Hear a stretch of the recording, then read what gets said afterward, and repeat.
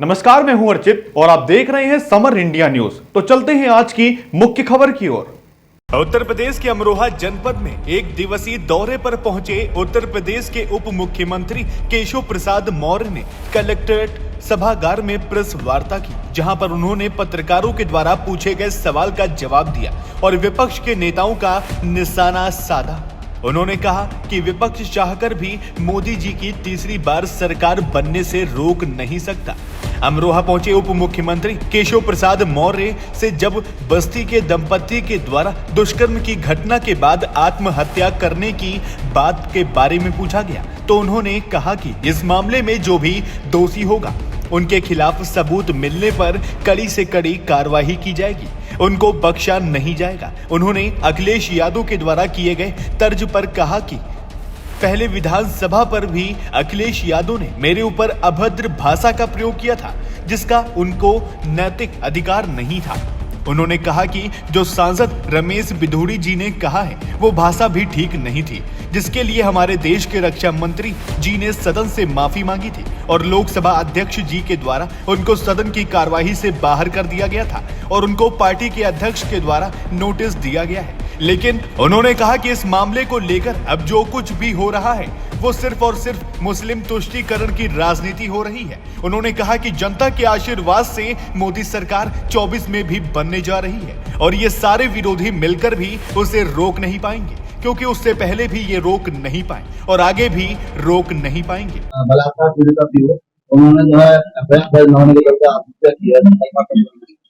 तो देखिए, ऐसा जो भी अपराधी होगा उसे इतनी कठोर और इतनी जल्द से जल्द कानून के हिसाब से सजा दिलाने का काम किया जाएगा। अगर वो जांच में सच पाया जाता है तो ऐसे अपराधी को ऐसा दंड दिला करके या संदेश सरकार के माध्यम से हम लोग देने का प्रयास करेंगे कि इस प्रकार से किसी को सताने का काम भारतीय जनता पार्टी की योगी आदित्यनाथ जी के नेतृत्व वाली सरकार में संभव नहीं है। जो ऐसा करेगा वो भरेगा और उसको बहुत कठोर सजा मिलेगी। कौन नहीं है? अभी देखिए, आप बता रहे हो ना, ऐसा कहीं नहीं, कितना बड़ा अपराध कोई करेगा उसका मुकदमा नहीं लिखा जाएगा। मुकदमा लिखा गया होगा, उसकी विवेचना की प्रक्रिया क्या, मैंने आपके सवाल के जवाब में मैंने जवाब दिया है। अखिलेश यादव ने कहा है लोग केवल चेहरे से नहीं पहचाने जाते, अपनी जुबान से पहचाने जाते। देखिए, श्री रमेश बिधूड़ी जी ने जो भाषा का प्रयोग किया वो नहीं करना चाहिए, उसके लिए देश के रक्षा मंत्री जी ने खेद व्यक्त किया है। लेकिन श्री अखिलेश यादव जी को ऐसा बोलने का नैतिक अधिकार नहीं है।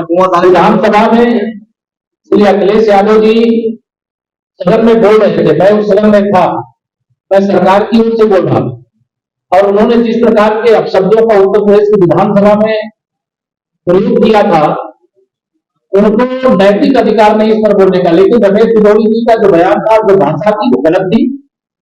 हमारे देश के रक्षा मंत्री जी ने सदन से क्षमा मांगी, हमारे लोकसभा अध्यक्ष जी ने उसे कार्रवाई से निकाल दिया और भारतीय जनता पार्टी के राष्ट्रीय अध्यक्ष जी ने उसमें नोटिस दे दिया।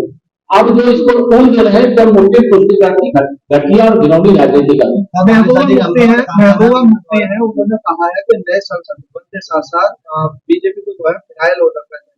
काफी सांसदों की क्या कहा मैं नहीं जानता, मैंने कहा कि इस मामले में जो भाजपा को करना चाहिए, जो लोकसभा के सम्मानित अध्यक्ष जी को करना चाहिए, जो हमारे देश के वरिष्ठतम नेता माननीय रक्षा मंत्री जी को करना चाहिए, उन्होंने सब किया।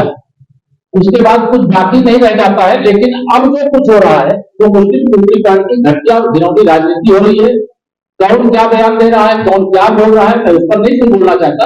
हम लोग रमेश बिधूड़ी जी के बयान का समर्थन नहीं करते, वो गलत बोल रहे हैं, नहीं बोलना चाहिए।